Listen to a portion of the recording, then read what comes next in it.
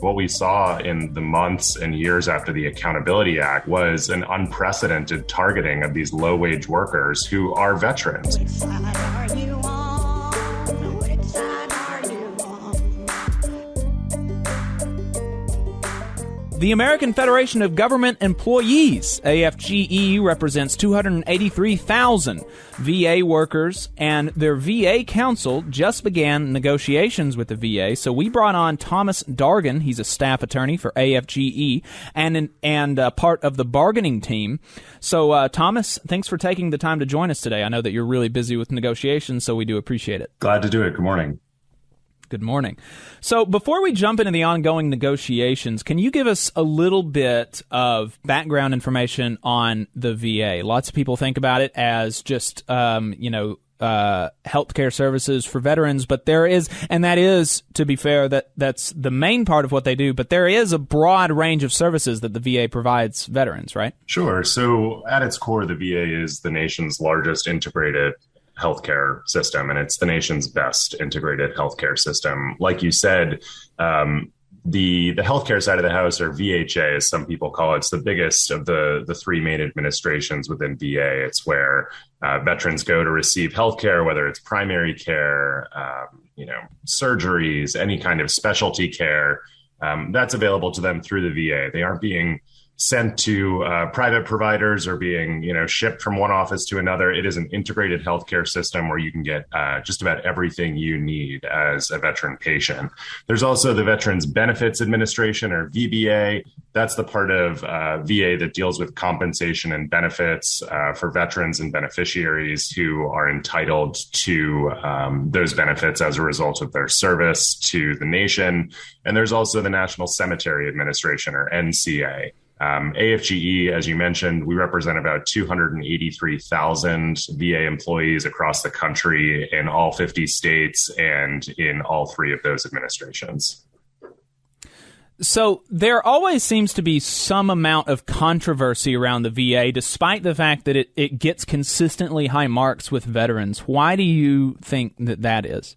Yeah, I guess I'll start my question by just emphasizing the point you just made, which is that outcomes and customer satisfaction from veterans are higher consistently at the VA than they are in the private sector. There have been efforts, not just recently, but for years, to privatize the VA, to strip it of funding, and to send veterans to the private sector to receive care. These are often community providers who, one, may not have the capacity to serve the veteran community, and they also don't have the specialized experience that VA workers do in knowing what veterans need, and the unique ins and outs of veterans healthcare. So there have been, really campaigns from the right wing of the country to privatize the VA, to turn it into basically a voucher system that pays for care delivered by private providers, and that does not benefit the veterans or the workers who are on the front lines of the VA every day, especially now in the midst of the pandemic. Right. And so I think that you spoke a little bit to that. To the extent that, that there's a certain amount that these controversies are manufactured because, like you said, the outcomes and the satisfaction are both higher than the private sector. But to the extent that there are issues, I think that you pointed to the cause of those issues, which is, attempted privatization, funding cuts, and, things like this, attempts to sabotage the VA, like we see attempts to sabotage every good government agency, from the Postal Service to the VA, to anything else that works for working people. There's always an attempt to try to help somebody make a buck off of it. Yeah, absolutely. And, the employees, the dedicated civil servants around the country, they're committed to the mission of the VA. They want to deliver the best healthcare and services to veterans that they possibly can. And so we've got to make sure that there's the right people, providing the right support to those employees so that they can give the right services to veterans. And that starts with staffing. It starts with funding, technology, infrastructure. We need to make sure that the VA remains the nation's best integrated healthcare system. Can't leave it to the side and ship ship folks out to the private sector. It's not going to get the same consistently positive results that veterans and their families receive when they go to the VA. Right, right.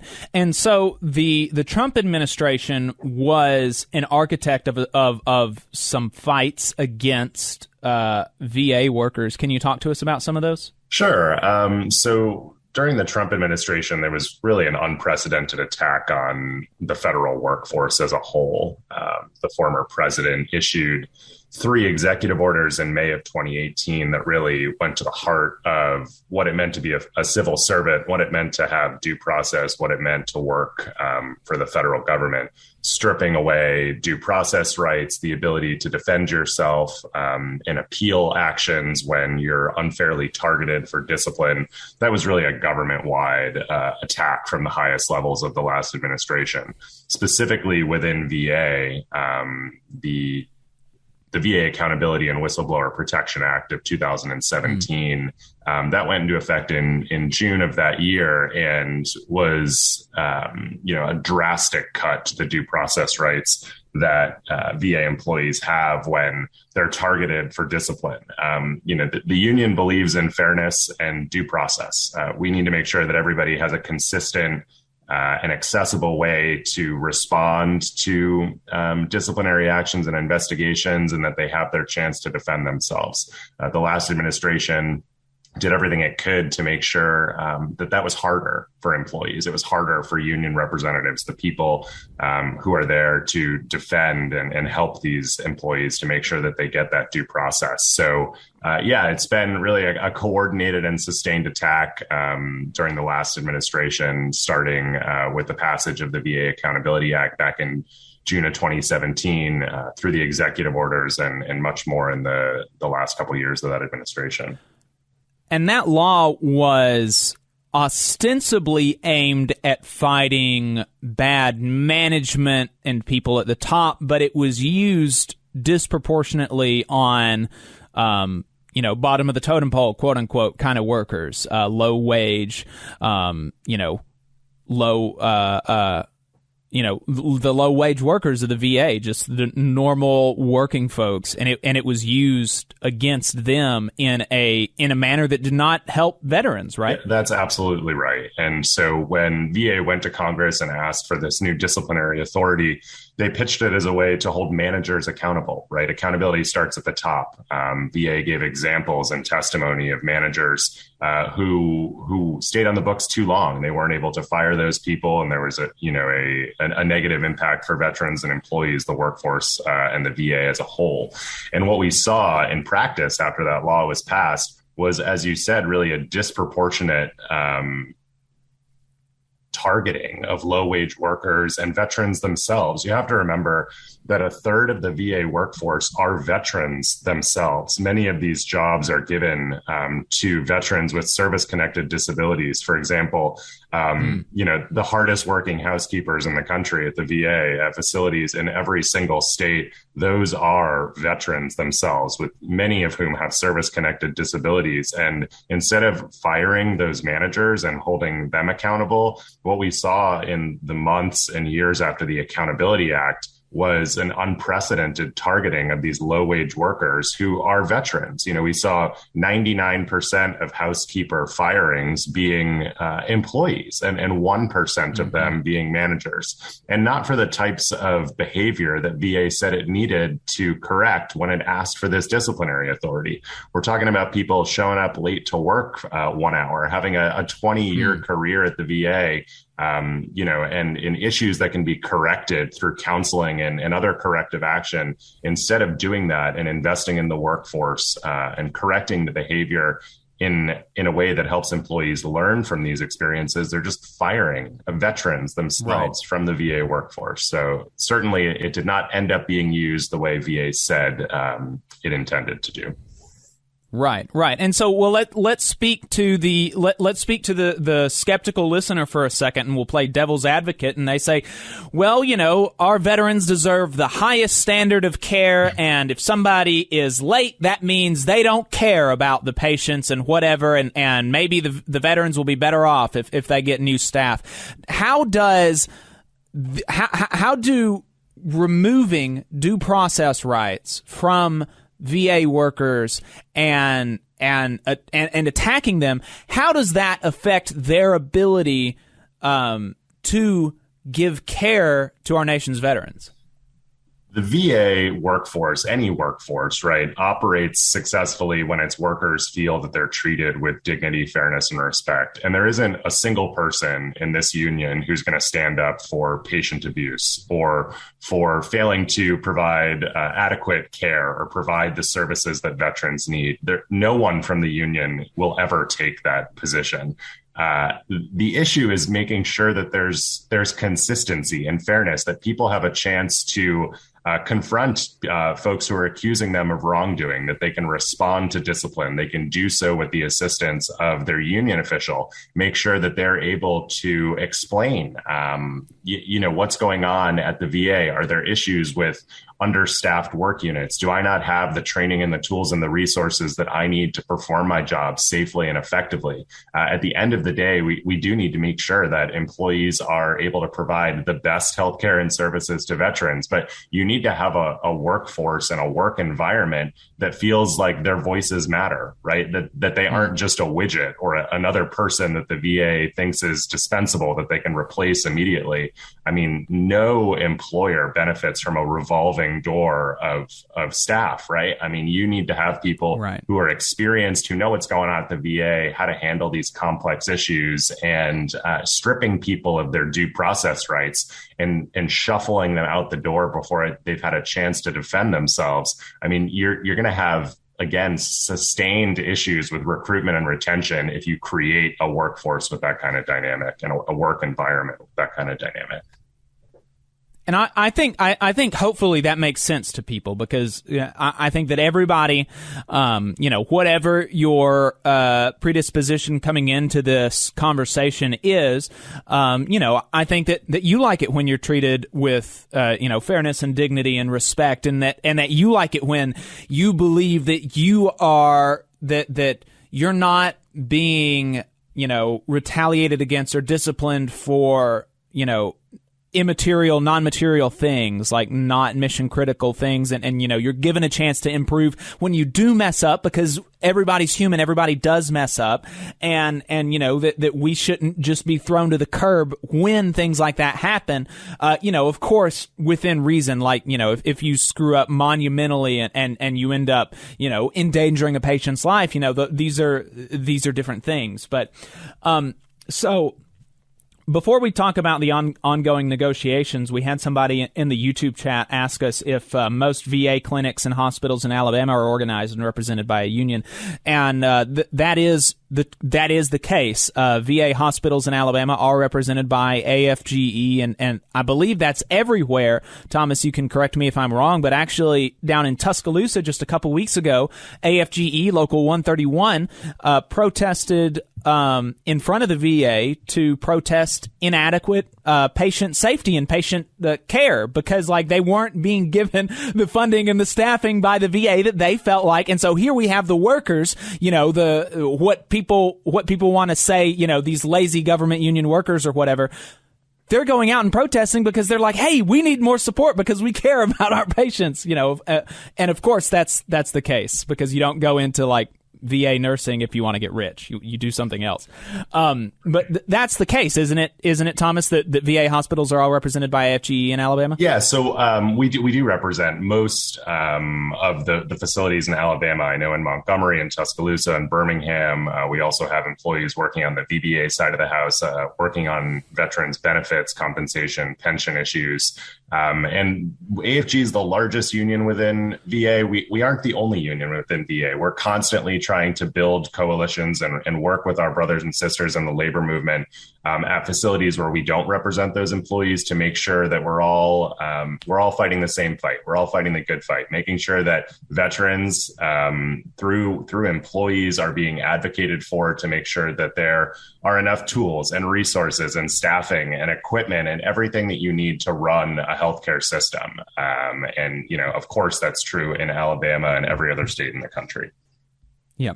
So talk to us about the ongoing negotiations.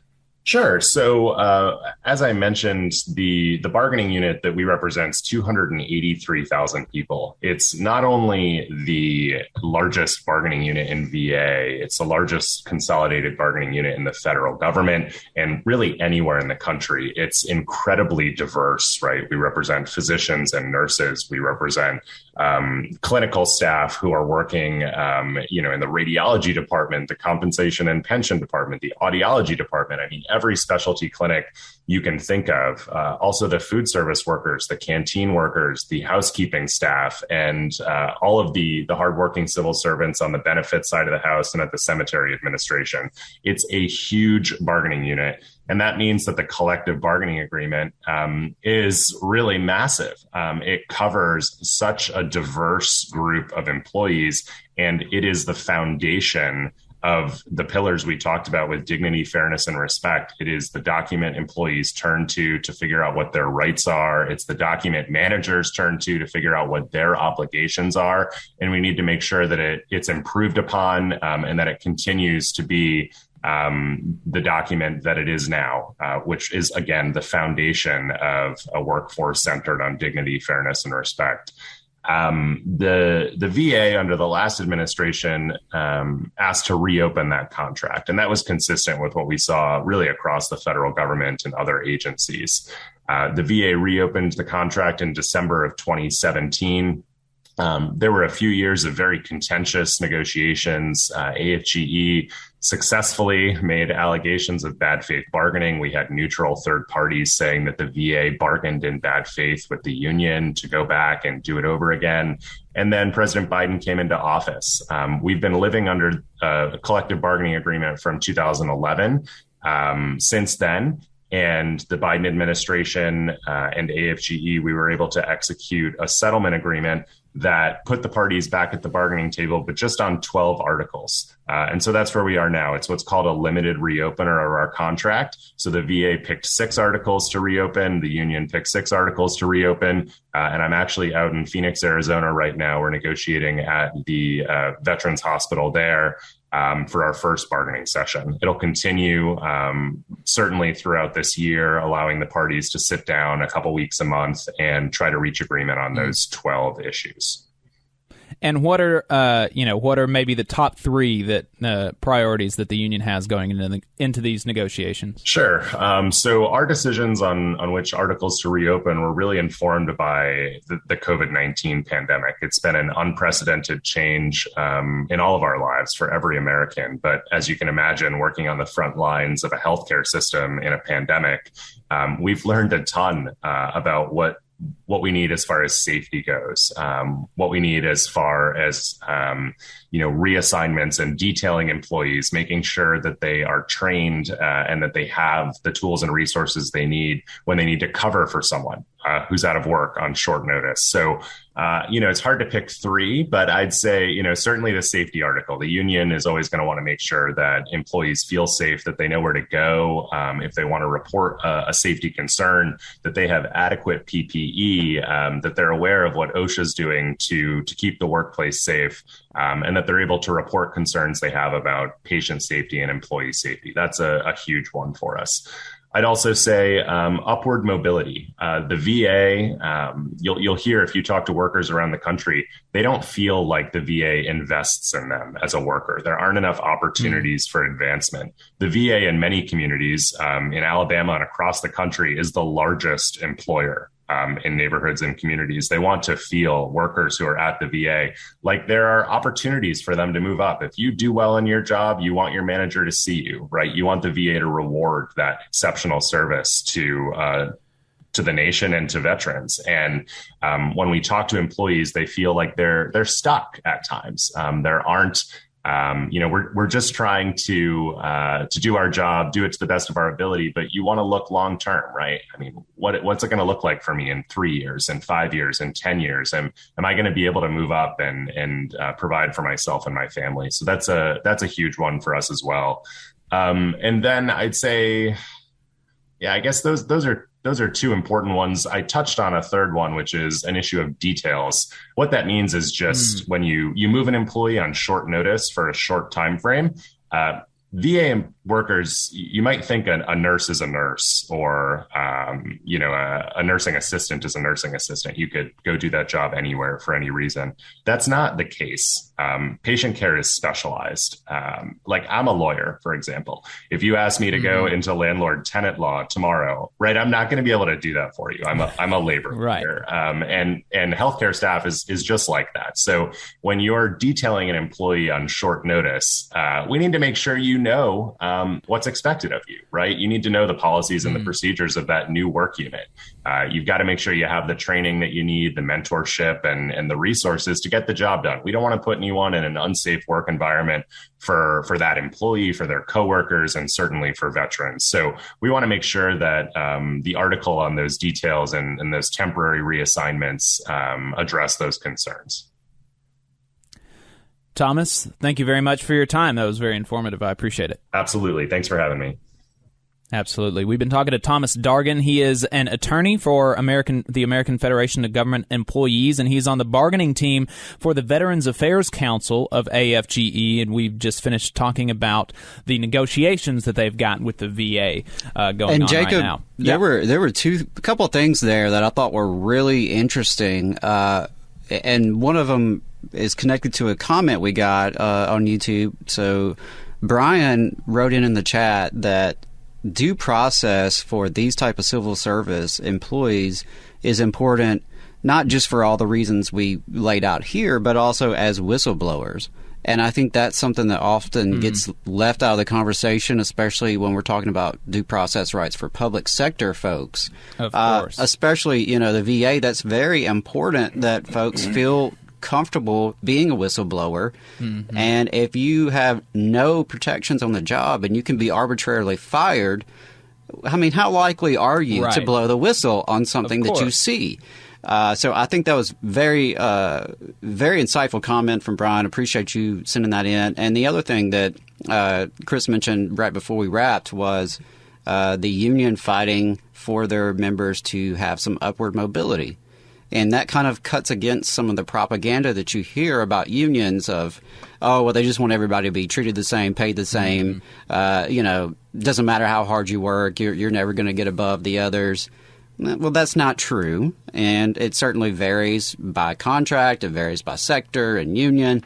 But, you heard it here, folks. Here's a union right here fighting to make sure their members can advance and can be rewarded for working hard and doing a good job. So, I thought that was worth pointing out. But really appreciate having Chris on, and appreciate your questions because, like you said, there's always controversy about the VA, but it's often not really connected to the reality. Yeah, somebody told a story on Twitter about a local labor council president that had a heart attack, and when the ambulance came, he said to drive me to the nearest union hospital. And I said, unfortunately, I think I'd have to be taken out of state. And somebody said, no, you just need to qualify for VA benefits. So there you go. Unfortunately, I don't qualify for VA benefits. So yeah, and it is something you pointed out towards the beginning, though, is the parallels between the attacks on the VA and the rest of the public sector. Because, I couldn't help but think of education, of course, given my background, and think about how legislators think that making it easier to arbitrarily punish and fire teachers is somehow going to recruit and retain better talent. It doesn't add up. No, not at all. You just saw a clip from the Valley Labor Report. We are live every Saturday morning from 9:30 a.m. till 12:30 p.m. And we pride ourselves on keeping all of our content free to everybody so that we can talk to as many working folks as possible. If you support the work that we're doing, you think that it's important, you think that it's good, then consider making a monthly contribution to the project, and you can do that on our website, tvlr.fm.